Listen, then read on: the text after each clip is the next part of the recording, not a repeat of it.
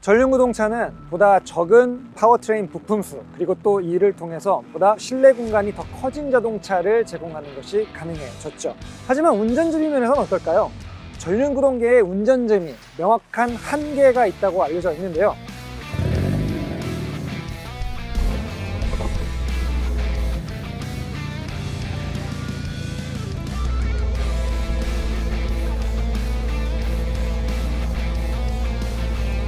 각 제조사들은 이를 극복하기 위해서 여러 가지 시도와 노력들을 행하고 있습니다.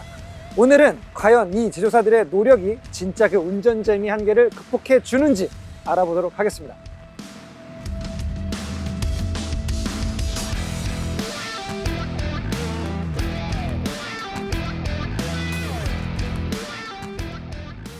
전륜구동 방식은 그 구조적인 특성 때문에 이 가속력에 있어서의 특정 한계를 벗어날 수가 없습니다.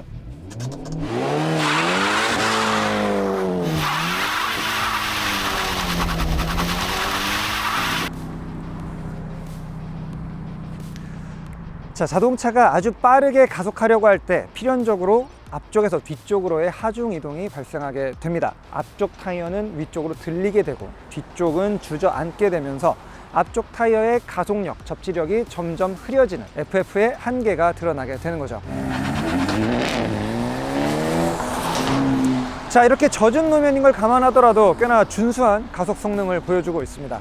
하지만 역시나 이 FF의 구조적인 한계 때문에 특정 이상의 마력을 넣기에는 부담스럽고 또 일정한 제로백의 초 이하로 끌어당기는 데에는 어느 정도 한계가 있을 수밖에 없습니다.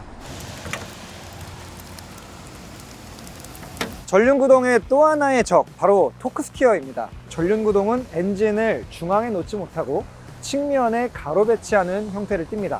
변속기가 반대쪽으로 놓이게 되고 그 변속기에서 각각의 바퀴로 길이가 다른 형태의 CV 조인트가 뻗어나가게 됩니다. 이로 인해서 좌우 바퀴에 걸리는 토크의 전달량에 미세한 차이가 오게 되죠. 뿐만 아니라 이 맥퍼슨 구조에서 오게 되는 실제 타이어의 센터 라인과 그리고 이 조향축, 가상의 이 스티어링 엑시스가 오차 범위가 발생하게 되면서 생기는 그 미끄러짐, 스크럽 반경이라는 이러한 개념이 생기기 때문에 그거에 의해서도 왼쪽, 오른쪽 특정으로 이 운전대 자체가 돌아가 버리는 토크 스티어라는 아주 불편한 현상이 나타나게 됩니다. 이로 인해서 이 하중이동 외에도 여러 가지 요소로 인한 이 직진의 불안전성, 그리고 이 출력 전달할 때의 비효율성이라는 문제를 맞닥뜨리게 됩니다. 자, 그리고 전륜구동 방식의 또 하나의 숙명, 바로 앞 타이어의 역할이 너무 과중하다는 겁니다. 자, 이 가속력, 감속력, 그리고 이 코너링을 만들어내야 되는 이 측면 횡가속도, 이 모든 것들을 앞 타이어 혼자서 거의 다 짊어지다시피 해야 되는 이러한 상황이 되는 거죠. 자, 이렇게 앞 타이어의 역할은 과중해졌고 뒷 타이어는 받침대 역할에 불과하거든요. 자, 이러한 문제 때문에 사실상 코너가 끝날 때까지 전륜구동차들은 엑셀을 기다리고 기다리다 마지막에 운전대가 돌아왔을 때의 힘을 전달해 줄 수 있는 이러한 드라이빙 테크닉적인 특징도 갖게 됩니다. 자, 그래서 이 아반떼 N은 이러한 전륜구동의 단점들을 극복하고자 몇 가지의 보완책을 마련했습니다. 일단 전륜구동의 앞쪽 바퀴, 이 서스펜션의 주변 부분에 대한 보강들을 시작했습니다. 스트럿 마운트의 상단을 보게 되면 정말 이 한 피스로 찍어낸 이 강성을 보강해내고, 그리고 또 코너링 시에 지오메트리의 움직임을 최소화해 줄 수 있는 이러한 보강대가 설치가 됐습니다. 뿐만 아니라 이 허브 부분을 좀 더 강성을 보완함으로써 아까 얘기했던 토크가 강하게 걸렸을 때의 토크 스티어의 현상들도 적극적으로 줄이는 데 성공했습니다. 실제로 이 차는 1단에 놓고 급출발을 할 때 운전대가 스스로 돌아가는 이러한 현상들을 거의 느낄 수가 없거든요. 뿐만 아니라 이 언더스티어라고 하는 트레이드마크 같은 그 딱지를 떼버리기 위해서 근본적인 핸들링 성향을 뉴트럴, 약간 오버 성향으로 돌리기 위한 여러 가지 부수적인 장비도 추가했습니다. 대표적인 예가 바로 ELSD입니다. 자, 이렇게 타이트한 턴, 보통의 전륜구동이라면 스로틀을 이렇게 기다리겠지만 이 차는 ELSD를 믿고 엑셀을 더 강하게 주면 오히려 바깥쪽 타이어의 그립이 살면서 언더스티어가 줄어들고 머리를 코너 안쪽으로 잡아당기는 이런 마법 같은 일이 생겨납니다.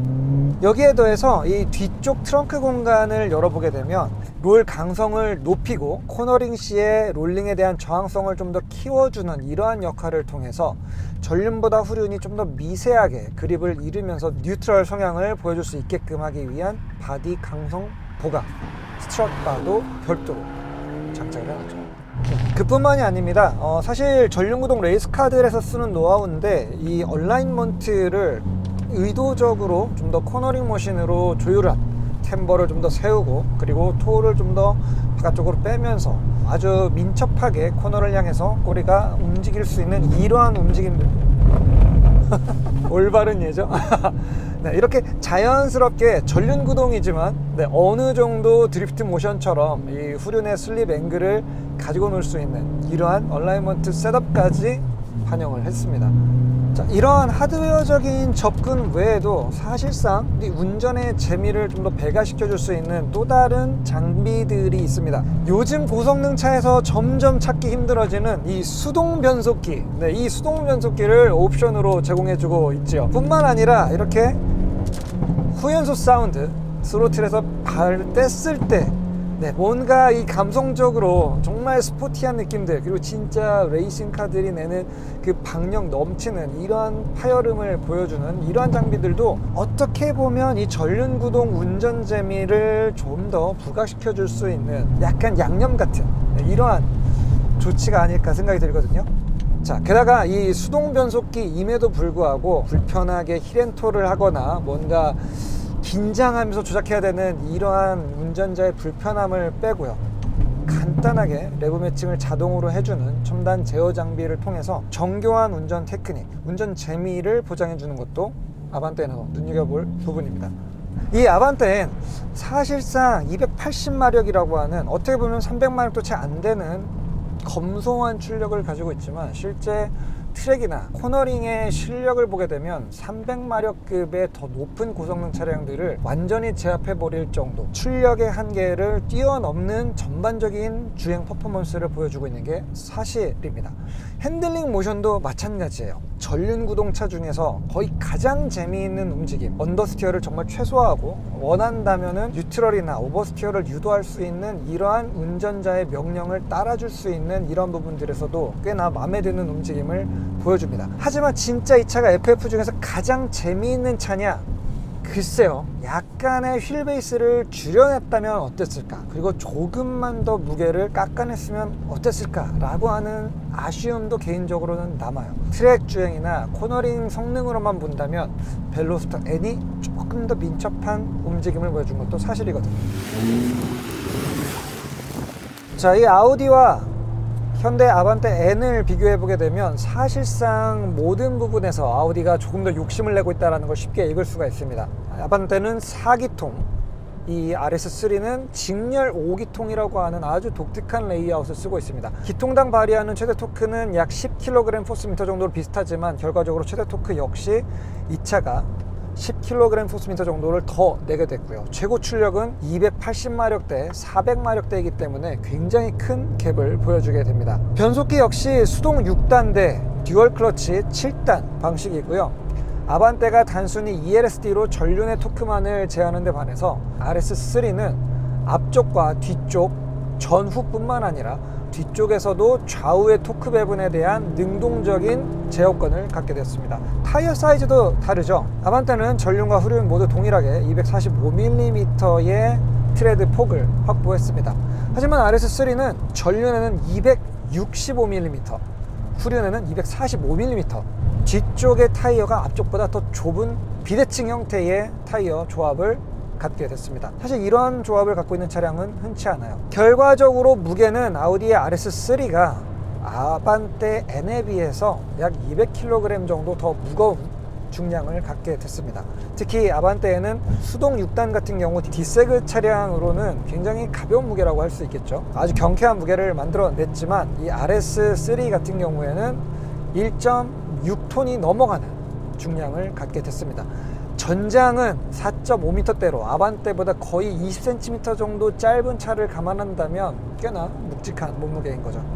하지만 이러한 스펙 차이와 몸무게 차이를 극복하는 파워트레인의 역할로 인해서 사실 두 차종의 제로백 가속력은 넘사벽 수준의 차이를 보여주게 됩니다. 자, 아반떼의 이 제로백 가속 성능 5초대, 사실 이륜구동의 전륜구동계에서는 정말 뛰어난 성적입니다. 근데 저 개인적으로는 슬릭 타이어가 아닌 이상 레디얼 타이어의 전륜 2륜에서는 그 5초대 정도가 거의 물리적인 벽이라고 생각이 돼요. 하지만 가로 배치 엔진을 얹고 있는 이 아우디 RS3는 콰트로 시스템 그리고 직렬 5기통 터보 엔진을 통해서 그 가속 성능의 물리적인 한계를 근본적으로 깨버렸습니다. 이 차는 이제 3초대에 들어갈 수 있는 슈퍼카급의 가속 성능을 갖게 됐죠. 3초대면 사실상 아우디 R8이 처음 나왔을 때 가속력이랑도 비슷한 수준이거든요. RS3에 있는 이 극단적인 전륜구동 한계를 극복하기 위한 충격요법이 하나 있죠. RS 토크 스플리터. 이건 후륜구동의 파워 슬라이드가 시작되는 그 느낌처럼 그립을 강제적으로 뺏는 건 가능합니다. 하지만 문제는 그 다음부터예요. 일단 드리프트 모션에 들어간 다음에 그 드리프트 궤적을 유지하는 그 어떤 토크의 유지력, 그리고 거기에서 오는 어떤 균형성, 이런 부분들은 세로 배치 엔진 기반의 드리프트 차량 컨트롤과 근본적으로 맛이 좀 다른 부분들은 피할 수가 없습니다. 코너에서 우리가 생각하는 아주 깔끔하고 우아한 형태의 드리프트를 구현하기 위한 목적이라기보다는 그냥 우리 도넛 정도 그리면서 재미를 한번 볼 수 있는 그런 수준의 드리프팅 모션을 구현해주는 역할에 가깝다고 보시면 될 것 같아요. 자, 하지만 이 운전의 재미라는 건 사실상 이성적인 영역이 아니라 철저한 감성의 영역, 운해의 자극의 영역인 것 같습니다. 이 차가 들려주는 이 엔진 사운드는 4000rpm 위로 쭉 올라갈 때 뿜어내는 이 약간 트럼본 소리 같은 이 사운드는 아우디 R8의 V10에서 들었던 그 엔진 사운드랑 거의 95% 이상 동일합니다. 사실 V10 엔진이 직렬 5기통 엔진의 둘을 맞붙여 놓은 형태이기 때문에 이 폭발하는 그 인터벌 간격, 흐름이 동일하거든요. V6나 오히려 V8을 능가하는 정말 이 고유한 약간 악기 같은 이러한 느낌들을 철저하게 잘 추구하고 있습니다. 아반떼 N이 머플러 소리로 승부를 걸었다면 아우디의 RS3는 이 엔진의 순수한 목청으로 승부를 건 셈이죠. 자, 이 전륜구동 방식, FF 기반의 자동차, 앞바퀴가 주 구동륜일 수밖에 없는 이 자동차는 접지력의 한계를 극복하기 위한 방법 사실 되게 간단해요. 앞타이어를 넓히면 됩니다.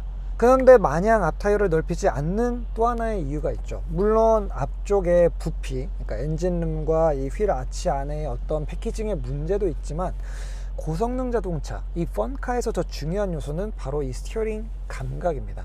너무나도 타이어 폭이 커지게 되면 점점점 이 스티어링의 감각에서는 마이너스적인 요소가 생길 수밖에 없거든요. 제조사들, 엔지니어들은 이 부분을 알기 때문에 과거에서부터 손쉽게 넓은 타이어를 끼워서 해결할 수 있는 전륜 접지력의 한계를 셰시나 서스펜션 구조나 얼라인먼트나 다른 부분들의 보강을 통해서 타이어의 폭을 유지하려고 노력했던 그 이유가 거기에 있습니다.